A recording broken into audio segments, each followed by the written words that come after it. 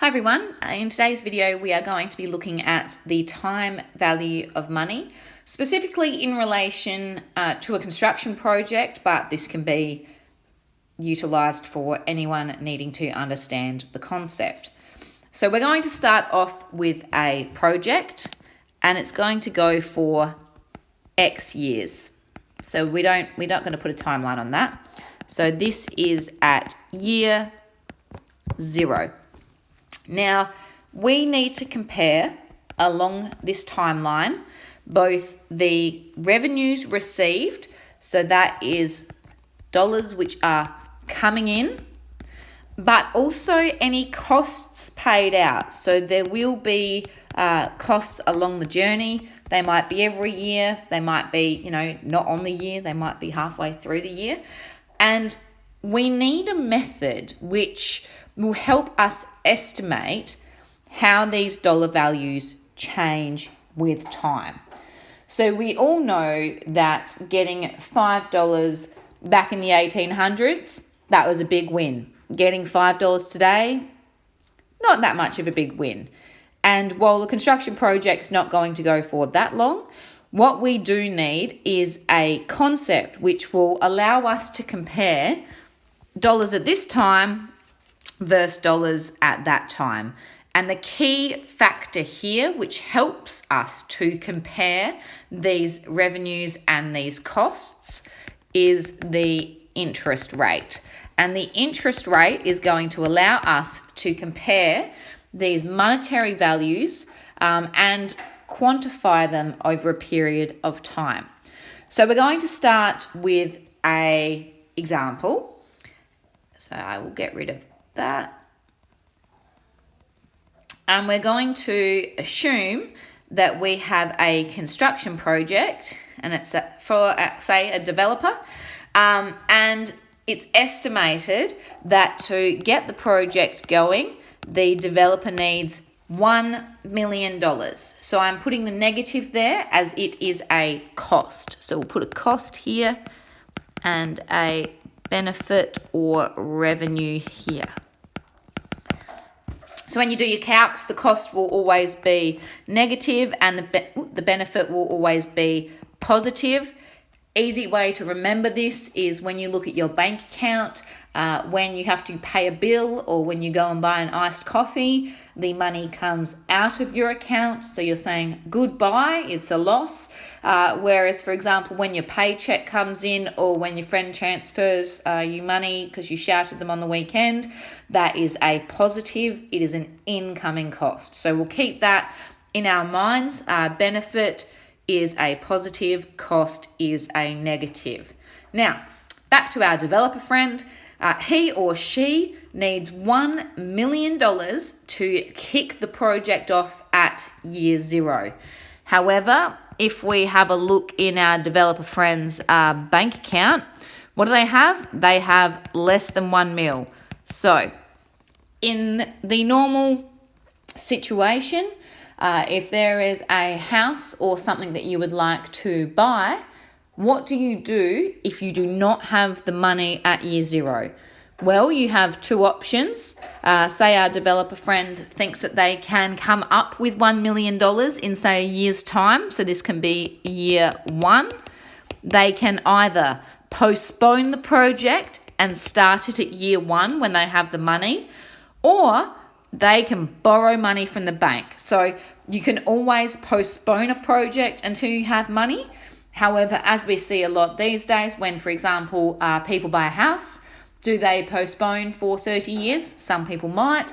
Most people go to the bank and ask for a loan. So what we're going to look at in this situation is what our developer friend would need to do if they wanted to go to the bank.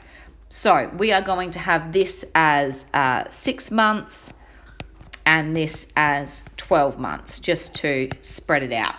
So our developer friend thinks that at 12 months in the bank, without any help, they will have exactly $1 million. Now, that's great. However, in 12 months, will $1 million be enough? Construction costs could have gone up, wages could have gone up, super could have gone up. There's a lot of unknown factors that occur between these 2 points where we're not sure if $1 million will be enough. So what are we going to do? We are going to look and see if we can ascertain what the real value of this borrowed $1 million will be in 12 months, so our developer friend knows if they have enough money or not. How do we do this? We use the interest rate, which is what we looked at before. And the value set for the interest rate will actually determine the final amount that the developer will have to pay. And we know this because it's the same for home loans. If you borrow $1 million, if you have a high interest rate, you're going to need to pay off more. If you have a lower interest rate, you'll be paying less in interest. So we're going to look at the example. Again, developer friend needs $1 million at year 0. Let's set the interest rate to, let's do 10% per annum. Now, it's very important when looking at our calcs that we do not forget the time which is attached to the interest rate, because if it was 10% and it wasn't per annum, that would impact our calculations. However, we are looking at 12-month period, which is exactly 1 annum, so we can use the 10%. So, developer friend wants to borrow $1 million at year 0. However, we have an interest rate of 10%. What is that $1 million worth in 12 months when he or she has to pay up to the bank? Well, in 12 months, it will actually be $1.1 million. So we know that actually $1 million in your bank account in 12 months isn't enough. Same with, let's do another example just to make it easy, and it's easy using $1 million because the maths is easy. Let's do a 20% per annum interest rate. So $1 million at year 0. Oops. We have a 20% interest rate. In 12 months' time, that would be $1.2 million. And this is why you'll see people care about the interest rate on the news, because it directly affects how much money they're going to owe at the end of their loan. Now, we've seen the time value of money. It requires the use of the interest rate, and it translates monetary payments of different amounts occurring at various times to a single equivalent monetary value. Now, you could do this also. So we've just looked at costs at this rate. So we looked at this and how much he or she would owe at 12 months. However, we can also look at it in terms of benefits. So, for example, we know that in this hypothetical construction project, there's going to be a nice payout here at 12 months. We've got something big coming through, and this appears greater than the costs incurred, which are incurred at year 0. However, when we look at the same, if we reduce everything to the same time frame, using the interest rate, this might not actually be that big if we have 1.2 we need to pay off. So for the person or bank lending money to a project developer, the interest, which is what we've looked up here under the interest rate, is compensation. And in the main, it's compensation for the loss of earnings that would have resulted from the lender using it for an alternative use. So let's now, instead of pretending we're the developer, we're going to pretend that we are the bank. And at year 0, what can we do with $1 million? Well, we could buy a property and we could lease it out. That would give us dollars. We could put it into the share market. That's a risky, but it might give us dollars, or it might not. We could use it to start a business and hope that gives us an increased amount of dollars. So it would be the same. Picture yourself as the lender. If you had $1 million and your friend came over and said, "Hey Johnny, can you lend me $1 million? I've got a great project for you."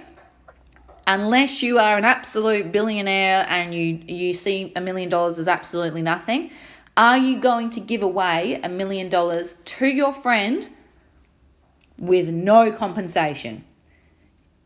It would be very unlikely that you would do that. So what do you do when you loan someone a large amount of money? You put interest on it, and that is compensation for the fact that between this period and this period, you have not got any money. You've got zero. You do not have that $1 million, and you'll only be getting it back when they pay it back at year X, which in our situation was 12 months.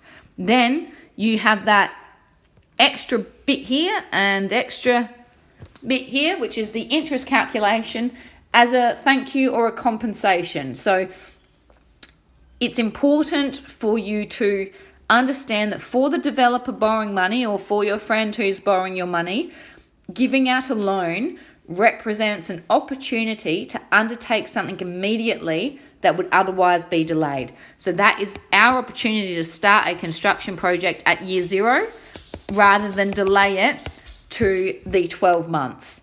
And from the perspective of the development of, say, an engineering project, interest can be seen as the productive advantage gained from using a monetary resource efficiently.